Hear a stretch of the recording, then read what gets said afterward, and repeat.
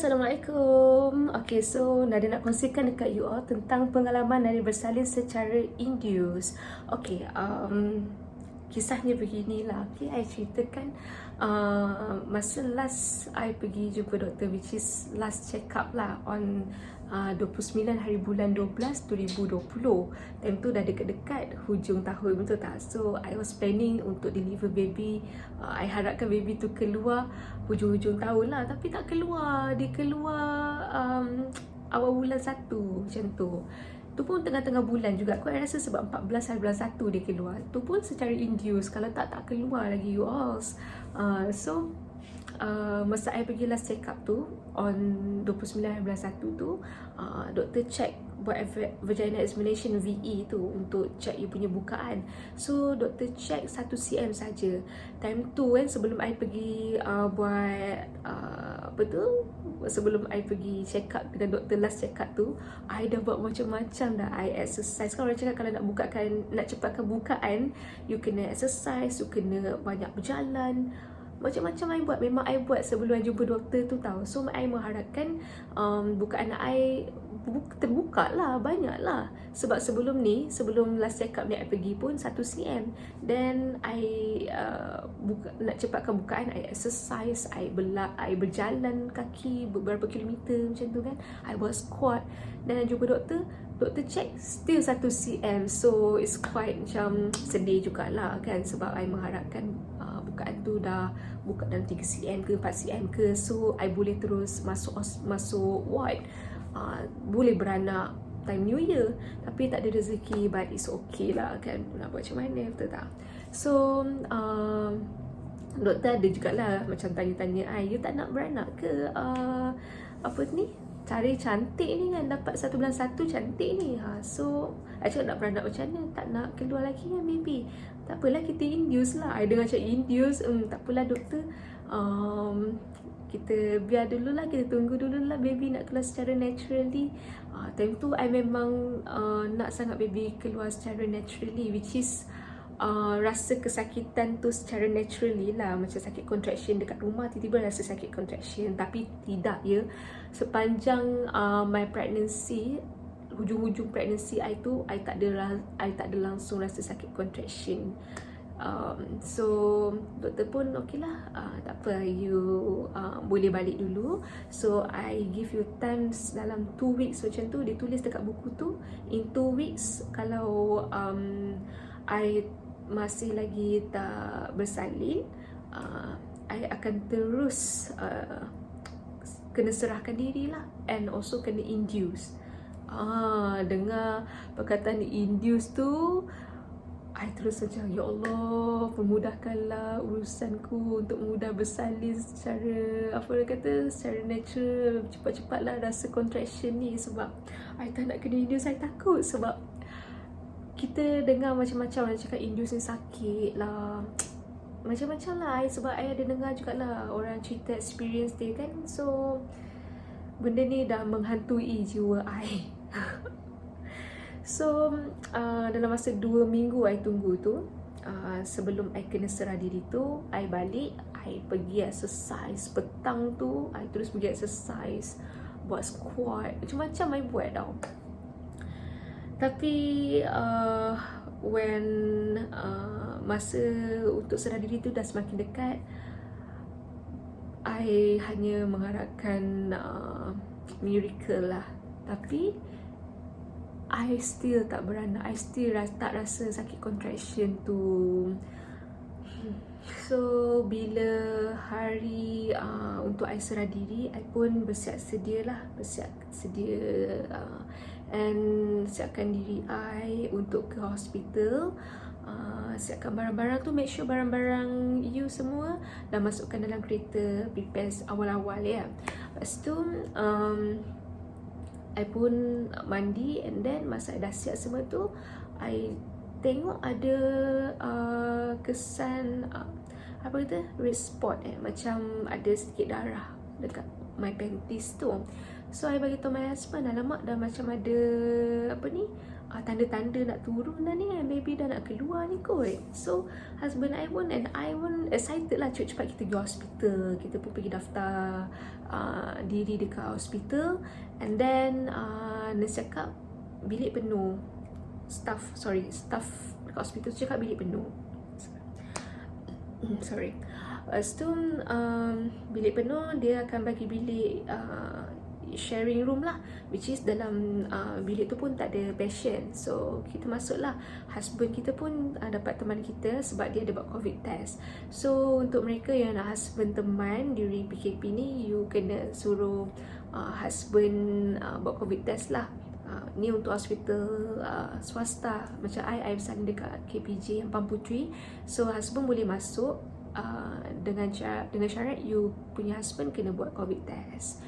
Okay, so when I dah dihantar masuk ke dalam ward, diorang pun, the nurse semua check kita punya CTG, check your heartbeat, your baby's heartbeat, dia check you punya bukaan, dia buat VE, bukaan you, tengok semua. So bukaan I time tu baru 1 cm juga, 1 cm. So tak ada apa-apa bukaan, so it's quite disappointing. And then dia juga akan, nurse tu akan bagi you ubat. Dia akan masukkan you ubat untuk you mudah berak. Dia akan keluarkan segala makanan yang you makan sebelum ni kan, untuk kosongkan you punya perut lah. So dia akan masukkan ubat berak dekat you punya buntut tu, and then dalam beberapa minit nanti you akan rasa sakit perut and nak terberak. So you kena pergi toilet untuk keluarkan segala-galanya tu. And then dia kata, nurse tu kata lepas tu kita akan induce you. Okay, time tu pukul 3 dia start induce I. Dia start induce I pukul 3, which is dia masukkan ubat tu through our vagina. And then masa dia masukkan induce tu tak sakit pun, tak rasa apa-apa pun, dia memang tak sakit. And then dalam beberapa jam dia akan rasa macam sakit perut. Time tu lah contraction mula datang. Time tu I start contraction pukul 5, pukul 6 macam tu lah. So dalam 2 jam tu I tak rasa apa-apa, relax lagi macam tak rasa sakit pun. I cakap kat my husband tau, tak rasa sakit pun macam tu. So macam like, oh biasa je tak rasa pun, macam apa yang orang cakap ni saja je takutkan kita semua. Tapi dah sampai pukul 5, pukul 6 tu dah rasa like contraction tau. It's like macam sakit perut, mencucuk-cucuk. You punya rahim tu it's like macam mencucuk-cucuk. Makin lama makin kerap sakit tu. And sakit contraction tu yang I boleh katakan it's like macam sakit senggugut, tapi 20 kali ganda sakit dia. And you punya rahim tu macam kena squeeze macam tu, and you punya pinggang macam kena lipat, terbelah dua macam tu. Bukan nak takutkan dekat you all lah, tapi ni I kongsikan pengalaman I lah. So you need to be prepared, mental you. Macam I setkan dekat otak I supaya I tak nak kena epidural. I tak nak ambil epidural. Tu sebab I nak rasa sendirilah kesakitan bersalin tu. Sebab first time kan, I tak nak lah first time I terus ambil epidural. Tapi it depends on you lah, your punya body, ketahanan body you. Kalau you rasa you perlu ambil, you ambil. Okay, macam I nak tahan. I memang tahan rasa sakit tu. Sampaikan nurse pun tanya, you tak sakit ke? You punya contraction ni strong. Macam tu. I cakap, sakit tapi I tahan. Macam tu. You sure tak nak epidural ke? I cakap, ya, so far I'm okay. Macam tu. So masa pukul 5, pukul 6 tu ada mula rasa sakit semua. I still boleh tahan. Masuk pukul 7 tu dah memang dah makin sakit. And nurse datang check, dia check bukaan 3 baru. So I just like, ya Allah, baru 3 tapi dah rasa sakit sangat tau. Tak apalah, masih bertahan sampailah pukul 10 malam. Time tu I dah tak tahan, I call nurse. So nurse datang, nurse check, dia seluk lagi. Dia check bukaan dah 4 cm. Okay, dia cakap dah boleh kemas barang-barang you lah untuk kita pindah masuk labor room. So apa yang perlu kita bawa dalam labor room is just baju baby, and also maybe you nak tukar baju masa when you dah habis delivery tu, you nak tukar baju untuk balik ke ward kan.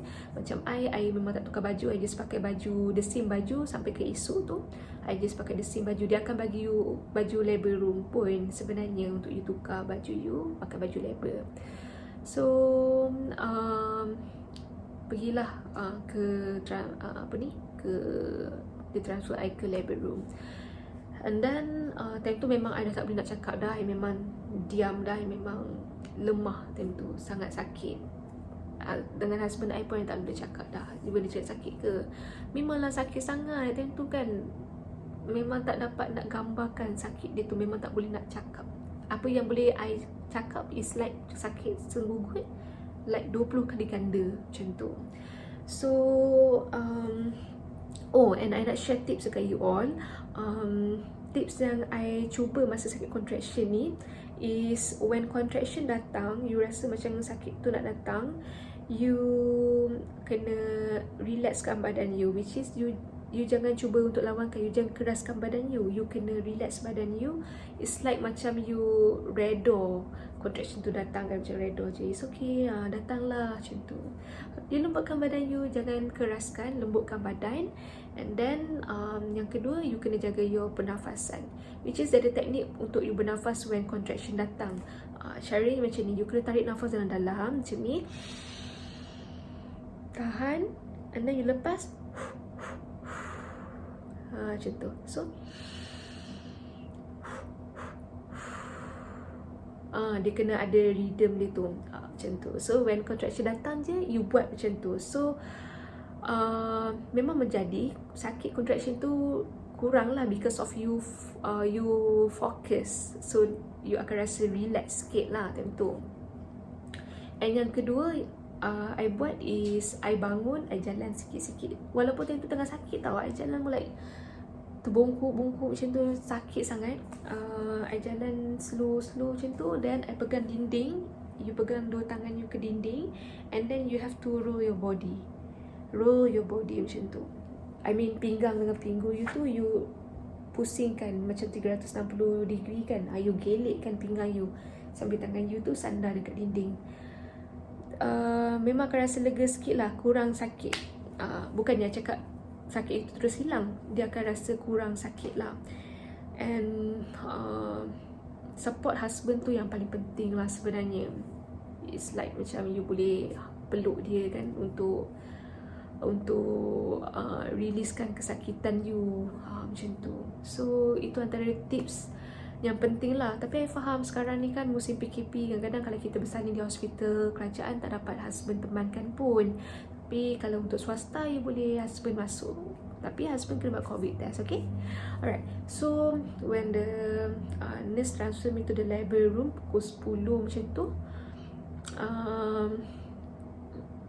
I dah masuk dalam labor room, and then I tahan lah.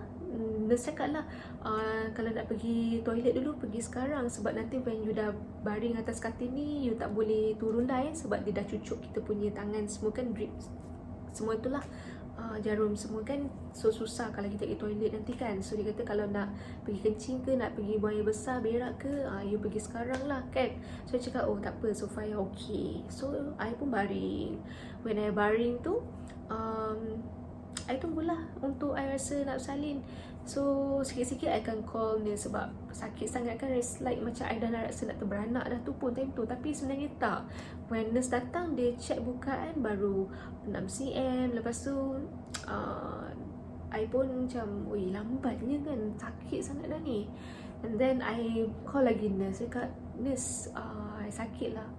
Lepas tu dia cakap, you nak epidural tak? I cakap lah, oh I tak nak epidural. Degil ya. Time tengah sakit tu pun dia tanya, nurse tanya dah 2 kali, tanya I nak epidural tak, nak epidural tak, sebab you ada strong contraction ni kan. So dia offer epidural, I still macam tak apalah, I tak nak epidural. Tapi dia offer I ubat tahan sakit lah. So I cakap, boleh lah ubat tahan sakit. And also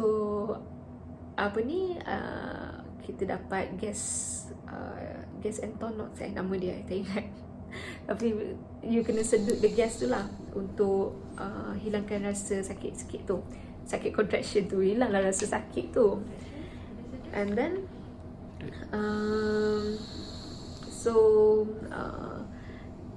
nurse tu pun nurse tu inject I punya bontot untuk ubat tahan sakit tu. So ubat tahan sakit tu tahan dalam 1 jam je rasa. Lepas 1 jam mula sakit contraction tu datang balik. Even I pakai gas tu pun masih lagi rasa sakit tu tau. Tapi orang kata macam I sakit masih boleh bertahan lah macam tu. Tak adalah rasa sakit macam nak mati pun. It's like sakit masih boleh bertahan. Lepas tu nurse tu pun cakap lah, okay ni kalau you sakit, rasa contraction datang, you just sedut je gas ni. So I pun sedut lah. Tiba-tiba I dah tak sedarkan diri, I tertidur kot. I tertidur sampailah pukul 5-6 macam tu. Then I tersedar, I tengok macam tak beranak lagi pun. And then during that time I tak rasa sakit contraction pun sebab dah tidur kan. So tak rasa sakit contraction, dah tidur. Pukul 5, pukul 6 tu I tersedar dan sakit contraction tu datang balik. Lepas tu macam biasa I kena sedut lagi. Lepas tu I high balik. Lepas tu I sedar, I sedut lagi. It's like macam you kena main dengan gas tu je. Benda tu lah yang menjadi penyelamat I selama I dalam labor room. I time tu dah almost give up. I feel like macam I dah tak tahan. I dah lemah sangat sebab 15 jam I dalam in labor kan. Macam dah tak strong lah. Macam sampai bila nak kena tahan baby tak nak keluar lagi kan. Macam ya Allah sakitnya. So Alhamdulillah pukul 7.30 baby dah selamat dikeluarkan. So pukul 6 tu memang berperang jugalah dengan nurse. Saya cakap, nurse saya dah tak tahan dah nurse, bila saya boleh bersalin ni, nurse saya dah tak tahan sangat. So dia check, oh Nadia baru 8 cm, dah tak banyak dah sebenarnya tu kan. Tapi 8 cm tu macam nak tunggu tu dalam setengah jam untuk buka next bukaan tu semua. Dia check 8 cm. So dia kata sikit lagi ni tak boleh teran sekarang. Kalau teran sekarang ni nanti you punya tu terkoyak. Dia cakap macam tu. So I tak nak lah terkoyak, nanti sakit kan, kena jahit kan. So I pun bertahan lagi. Saya cakap, nurse sakit ni nurse, macam mana ni nurse. Lepas tu dia check lagi, oh dah 9. Lepas tu dia kata, oh tak apalah, I boleh tolong you sikit lah, you boleh teran sikit-sikit lah, jangan kuat-kuat kan. Macam tu, teran sikit-sikit. I pun memang tak ada sikit-sikitnya. I rasa nak teran tu I teran je macam tu. Tapi tak keluar pun baby. Dia just teran untuk melegakan rasa sakit tu sebenarnya. Rasa sakit nak bersalin ni it's like macam you sakit perut sembelit tau. You nak keluarkan you sakit perut lah, nak macam you nak terberak. Sorry the terms tu, I just cakap terus lah rasa macam nak terberak tau. Tapi dia susah sangat nak keluar. Macam tu you macam like macam tu tau. Lepas tu when I dah tak tahan sangat tu, doktor pun datang, dia check semua, dia seluk I punya vagina tu lagi. And then dia kata, kepala baby dah nampak ni, dia kata macam tu. So I was like macam, dah boleh terang ke? So doktor pun cakap, okay Nadia ready semua. Okay, nurse tu pun nurse ada juga kat situ, midwife kan. So dia just bagi tahu lah cara nak teran tu macam mana, teran kuat macam mana. So jangan angkat bontot.